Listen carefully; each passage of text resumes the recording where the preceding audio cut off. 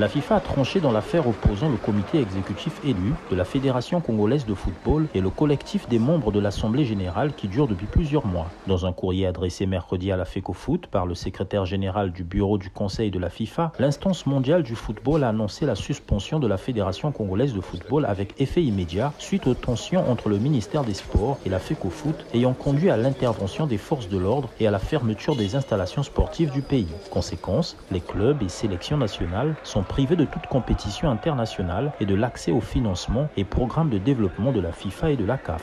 Le fait le plus criard, c'est que nous avons des jeunes qui devaient participer à partir du 16 au Cameroun au tournoi zonal de l'UNIFAC, tournoi qualificatif donc à la Coupe d'Afrique des Nations qui aura lieu au Maroc, des U17, donc des jeunes qu'on appelle les cadets.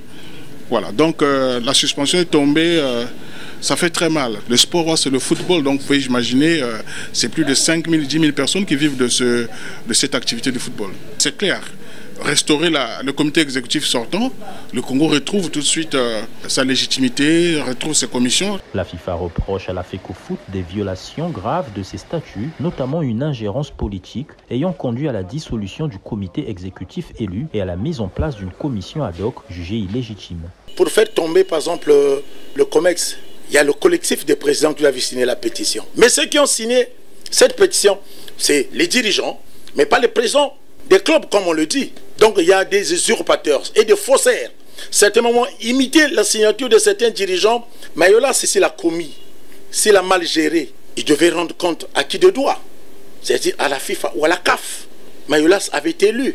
Restituer le siège et les installations de la FECOFOOT au comité exécutif, annuler toute modification des signataires des comptes bancaires et garantir l'autonomie de la fédération sans ingérence extérieure. Voilà les conditions imposées par la FIFA pour lever la suspension du football congolais. Des gens perdent de vitesse. Cédric Siosolo, Pointe-Noire, Africa News.